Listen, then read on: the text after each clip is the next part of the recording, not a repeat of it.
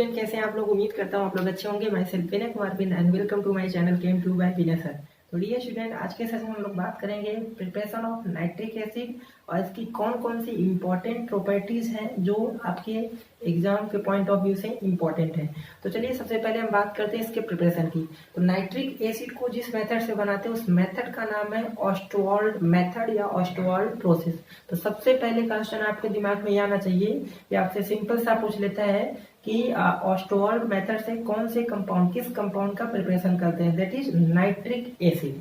तो जिस मेथड से बनाते हैं उस मेथड का नाम क्या है, ऑस्टवाल्ड।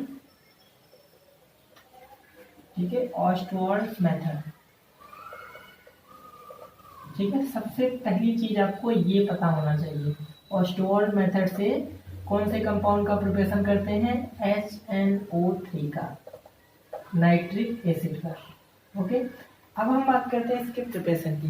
तो प्रिपरेशन इसका क्या होगा कि जब हम नाइट्रिक अमोनिया को, ठीक है, कई सारे स्टेप में बनता है।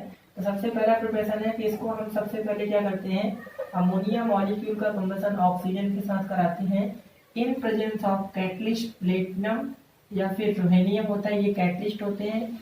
500 अप्रोक्स केल्विन टेम्परेचर होता है, 9 बार ये प्रेशर होता है। ठीक है, तो यहाँ से क्या बनाता है, यहाँ से बनाएगा NO, नाइट्रिक ऑक्साइड। ठीक है, नाइट्रोजन मोनोऑक्साइड, और प्लस यहाँ से क्या H2O मॉलिक्यूल रिलीज करता है। इसको बैलेंस कर लेते हैं। यहाँ पर कितना 4 हो जाएगा, तो यहाँ से कितना 4 और यहाँ से कितना 5।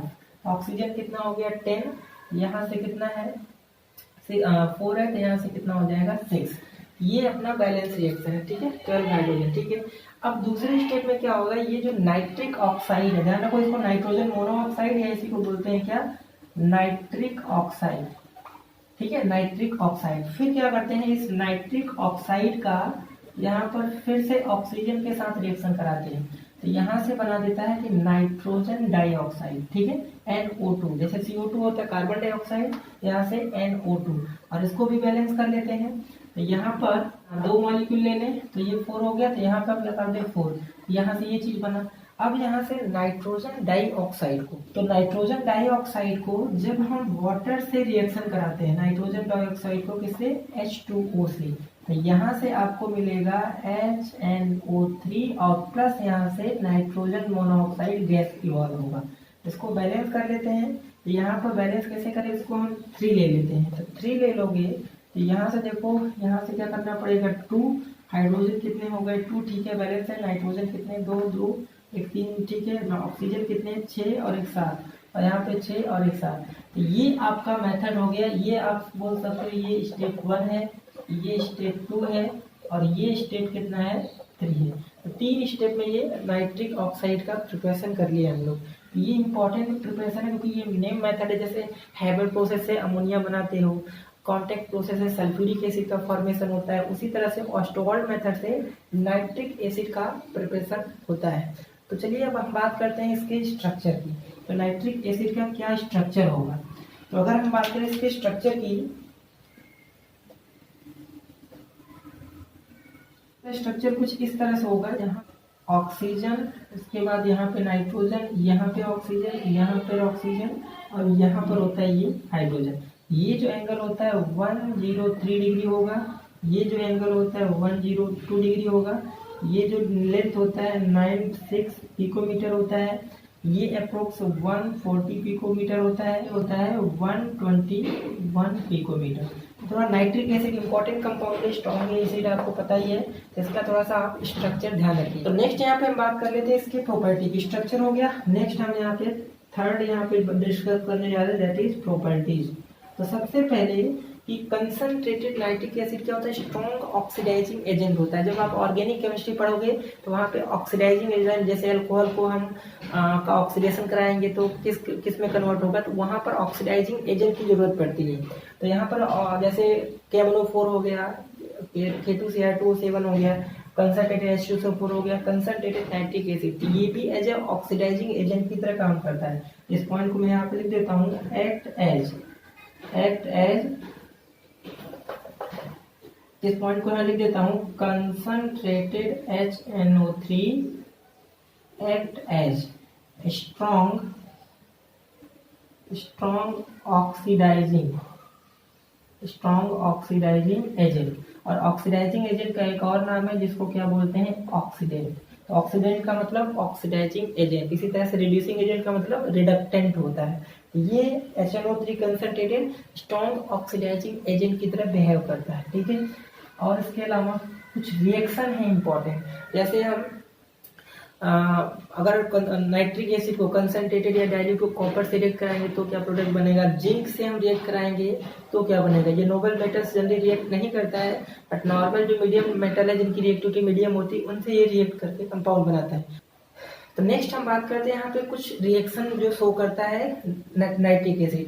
तो यहाँ पर सबसे इम्पोर्टेंट है कि अगर हमने नाइट्रिक एसिड को zinc metal and copper metal से रिएक्शन कराए तो क्या प्रोडक्ट फॉर्म होगा। क्योंकि ज्यादातर क्वेश्चन जो पी ब्लॉक से रिएक्शन टाइप के आते हैं, तो यहाँ से भी एक क्वेश्चन बन जाता है कि कंसंट्रेटेड नाइट्रिक एसिड या डाइल्यूट नाइट्रिक एसिड को कॉपर के साथ रिएक्ट कराओगे तो क्या फॉर्म होगा, जिंक मेटल के साथ कराओगे तो क्या फॉर्म होगा।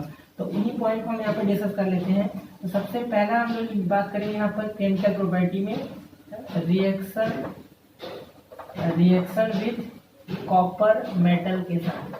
कॉपर मेटल के साथ रिएक्शन होगा तो क्या फॉर्म करेगा। तो अगर हमने कॉपर मेटल प्लस यहाँ से HNO3 ले लिया तो यहाँ से क्या बनाएगा, कॉपर का नाइट्रेट बनाएगा, नाइट्रेट NO3 यहाँ पे ट्वाइस, और प्लस यहाँ से NO गैस का फॉर्मेशन करेगा, प्लस यहाँ से 6H2O का फॉर्मेशन। इसको बैलेंस कर लेते हैं। तो ये कितना होगा 3, यहाँ से कितना होगा 8। अब यहाँ से कॉपर 3 हो तो यहाँ से भी 3 हो जाएगा, और नाइट्रोजन कितने यहाँ पर 6 यहाँ से हो गए, ठीक है। 6 यहाँ से तो मतलब ये 8 है टोटल नाइट्रोजन, तो यहाँ से 2 हो जाएगा। और हाइड्रोजन जरा चेक करिए, यहाँ से हाइड्रोजन कितने ऑलरेडी कितने,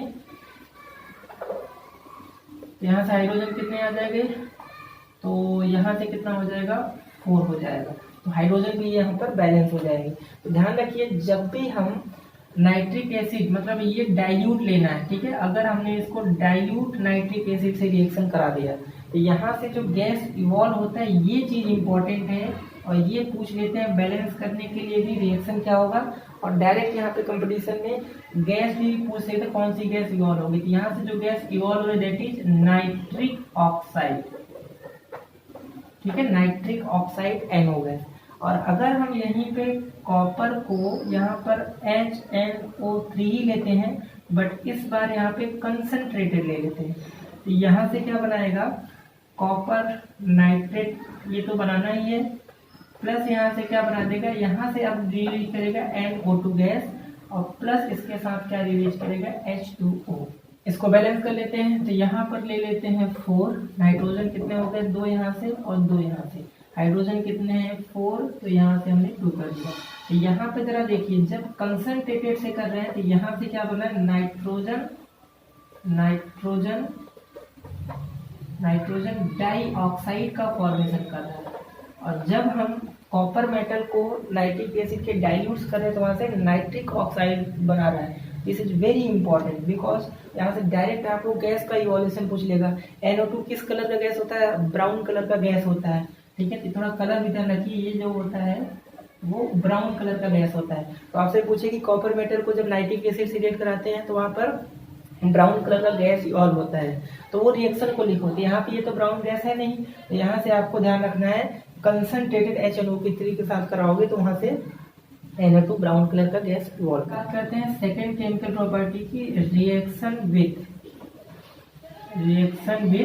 जिंक मेटल के साथ। जिंक मेटल के साथ रिएक्शन होगा तो क्या बनाएगा, तो वही चीज है, हम डाइल्यूट और कंसंट्रेटेड जिंक मेटल को अगर हमने HNO3 डाइल्यूट के साथ रिएक्शन कराया तो यहाँ से सबसे पहले क्या बनाएगा, जिंक नाइट्रेट ZnO3 प्लस यहाँ से N2O डाई नाइट्रोजन ऑक्साइड और प्लस यहाँ से H2O का इवॉल्व करेगा। तो यहाँ से इसको ले लो 4, इसको ले लो 10 और इसको बैलेंस कर लो तो यहाँ से क्या हो जाएगा, देखिए जिंक कितने 4 है, क्या करना 4 का मल्टीप्लाई, बाकी नाइट्रोजन कितने यहाँ पर 8 यहाँ से 2 यहाँ से, नाइट्रोजन तो ऑलरेडी बैलेंस है, ऑक्सीजन कितने हैं और हाइड्रोजन कितने हैं 10, यहाँ पे बस 5 का मल्टीप्लाई कर दो।